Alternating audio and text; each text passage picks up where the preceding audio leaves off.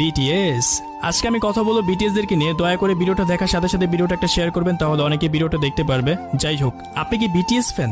যদি আপনি BTS fan হয়ে থাকেন তাহলে হয়তো বা আমার এই কথাগুলো শুনলে আপনার কাছে অনেক খারাপ লাগতে পারে। আর যদি আপনি বিটিএস ফ্যান না হয়ে থাকেন তাহলে অবশ্যই এই ভিডিও কমেন্ট করে জানাবেন আপনি বিটিএস ফ্যান কিনা।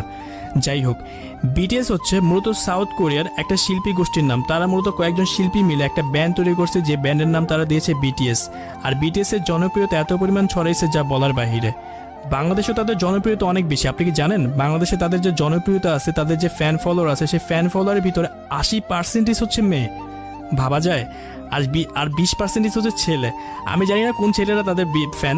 যাই হোক, তো যে সকল মেয়ে ফ্যান আছে তাদেরকে দেখার জন্য সেই সকল মেয়েরা অনেক বেশি পাগল। যাই হোক, তাদের জন্য সুখবর, বিটিএস আসতেছে বাংলাদেশে। তাদেরকে 43 কোটি টাকা দিয়ে দেশে কিনে নিয়ে আসা হইতেছে। বর্তমান সময়ে দেশের অবস্থা অনেক বেশি খারাপ, সকল পণ্যের দাম বেড়ে গেছে, মানুষ 3 বেলা ঠিক মতো খাইতে পারতেছে না।